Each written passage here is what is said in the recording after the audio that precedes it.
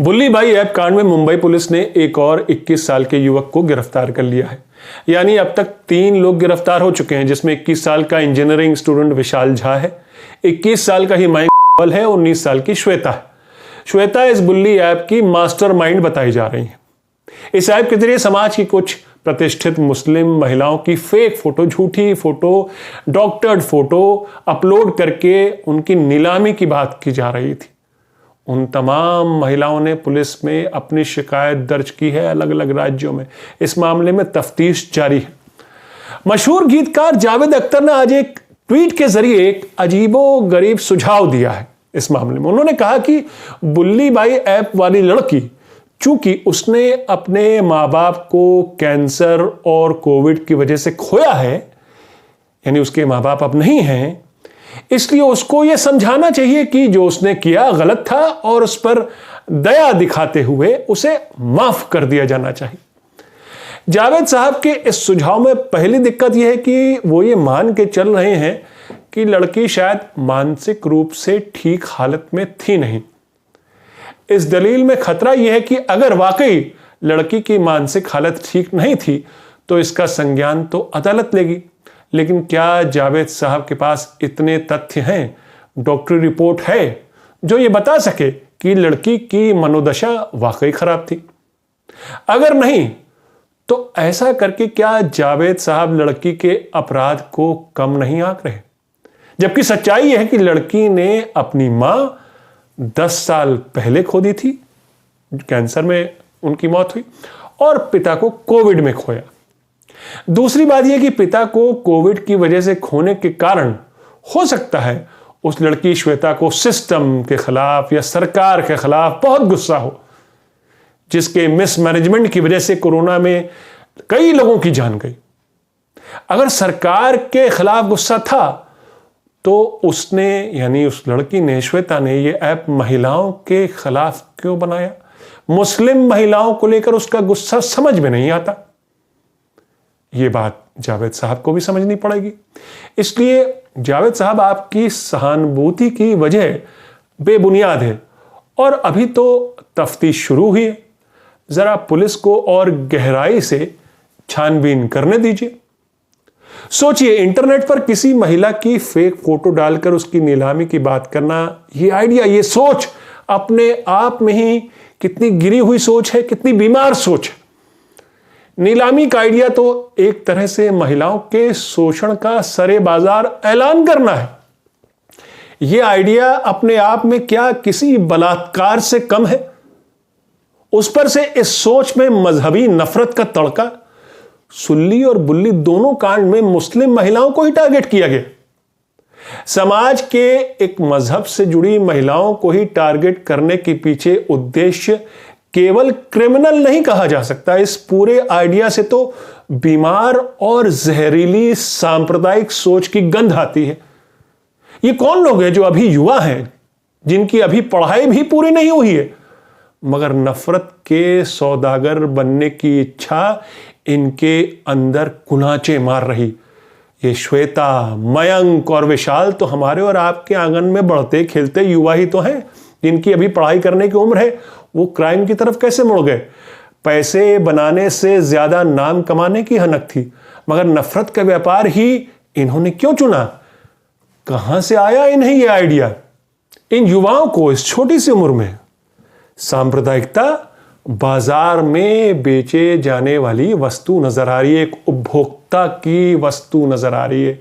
क्या इनको पता था कि इस वस्तु के क्लाइंट बाजार में भारी तादाद में मिल जाएंगे? क्या इन्हें मालूम था नफरत के खरीदार बाजार में तैयार बैठे हैं? शायद हां। इन युवाओं को मालूम है कि अब तो बीजेपी सरकारें नफरत से लबरेज पॉलिटिकल विज्ञापन भी ऐलानिया छपवा रही। नफरत का बाजार गर्म है।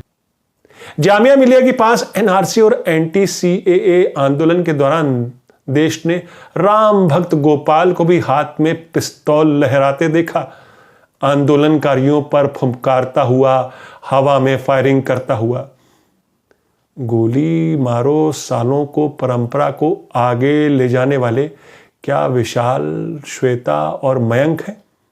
सवाल यह है कि यह समाज क्या ऐसे युवाओं को तैयार कर रहा है? कौन है इनके आइकन? कौन बो रहा है इनके मन में जहर, और क्यों? हिंदू राष्ट्रवाद के इस अघोषित काल में क्या किसी अघोषित जंग का ऐलान हो चुका है? और क्या एक कॉमन एनिमी यानी दुश्मन भी ढूंढ लिया गया है? और वो दुश्मन हर वो गैर हिंदू नागरिक है जिसका इस देश पर उतना ही हक है जिसका किसी दूसरे नागरिक का। नमस्कार, मैं हूं आपका न्यूज़बाज प्रभात शुंगलू। मेरा आज का सवाल, क्या देश में लोकतंत्र की जगह अब हिंदू राष्ट्रवाद को स्थापित करने की कोशिश हो रही? अपने जवाब हां या ना में जरूर दीजिएगा।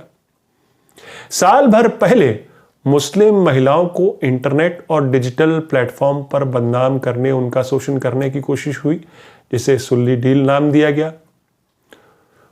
उन मुस्लिम महिलाओं के लिए ही ये नाम दिया गया था, सुल्ली। अब बुल्ली बाई ऐप इसका 2.0 वर्जन है। आज सरकार जागी है, दिल्ली से लेकर राज्य सरकारें सक्रिय हो चुकी हैं। मुंबई पुलिस ने ये तीनों गिरफ्तारियां की हैं। श्वेता और मयंक को उत्तराखंड से गिरफ्तार किया और विशाल को बंगलुरु से। सवाल उठता है कि आखिर ये तीनों युवाओं को ये आइडिया सूझा कैसे और उन्होंने कैसे मिलकर इस गंदे और अश्लील आइडिया को अंजाम दिया? क्या उन्हें इस बात का डर नहीं था कि एक दिन उनका राज खुलेगा, और जब उनका राज खुलेगा तो कानून उनके साथ कैसे पेश आएगा? उनके अपने घर वाले क्या सोचेंगे, क्या कहेंगे? अभी तो इन युवाओं से पूछताछ जारी है, लेकिन अगर इनसे कोई एक सवाल पूछने को कहा जाए तो मैं इनसे यह जरूर पूछना चाहूंगा कि तुम्हारे आइकन हैं कौन लोग? क्या यति नरसिंहानंद और कालीचरण जैसे लोग हैं तुम्हारे आइकन? और शायद हो भी क्यों ना। वो भगवा पहनकर नफरत का तांडव कर सकते हैं, उनका कोई बाल भी बांका नहीं कर सकता। ऐसे लोग धर्म संसद के मंच से चीख चीख कर मुसलमानों के नरसंहार की वकालत करते हैं, और पुलिस स्टेशन में पुलिस अधिकारी पलक पावड़े बिछाकर उनका स्वागत करते हैं। क्या बुल्ली ऐप के युवा आरोपियों के आइकन नरसिंहानंद जैसे भगवादारी लंपट हैं, जिनको पूरा सरकारी अमला बचाने में जुटा है? जो लोग अब तक पुलिस की गिरफ्त में होने चाहिए, वो पुलिस स्टेशन में खाकी वर्दीधारियों के साथ हंसी मजाक कर रहे। जाहिर है श्वेता, मयंक और विशाल को अपने आइकन मिल चुके हैं।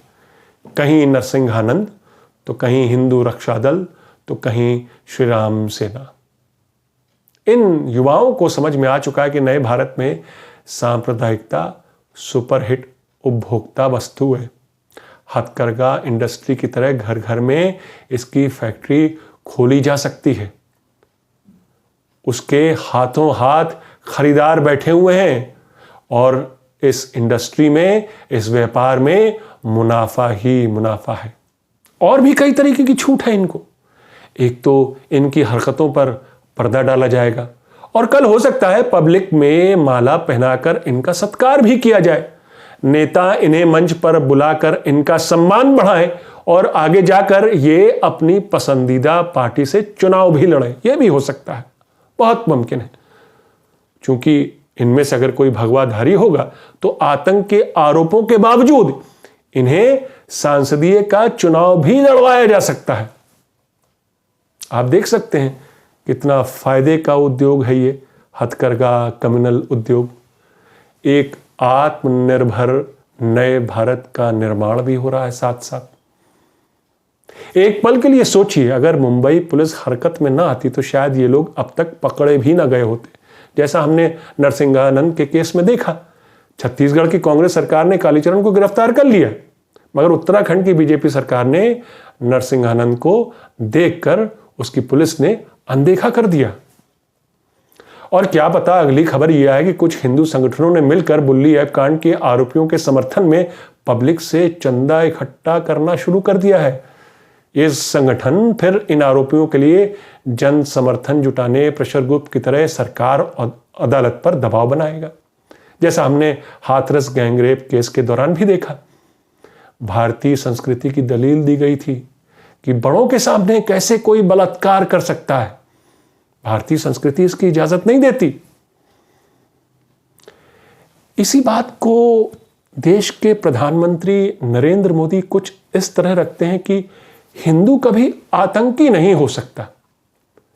लेकिन दूसरी ओर हकीकत यही है कि सुल्ली डील और बुल्ली बाई ऐप दरअसल मुस्लिम समाज और उनकी महिलाओं को आतंकित करने का ही हथियार है। दरअसल भारतीय संस्कृति की आड़ में अब घिनौनी मानसिकता की नई बिसात बिछाई जा रही है और इसमें नरसिंहानंद, राम भक्त गोपाल, विशाल, मयंक जैसे लोग तो शामिल हैं ही, वो भी लोग इसके पीछे हैं जो अव्वल तो ऐसी फिजा तैयार करने के लिए इन्हें इंस्पायर कर रहे हैं और फिर ऐसे लोगों को बचा भी रहे हैं कानून से। मेरा आज का सवाल मैं फिर दोहराता हूं, क्या देश में लोकतंत्र की जगह अब हिंदू राष्ट्रवाद को स्थापित करने की कोशिश हो रही है, किया जा रहा है? अपने जवाब हाँ या ना में जरूर दीजिएगा। तो ये थी आज की न्यूज़बाजी। फिर मिलेंगे एक नई न्यूज़बाजी के साथ। तब तक के लिए नमस्कार।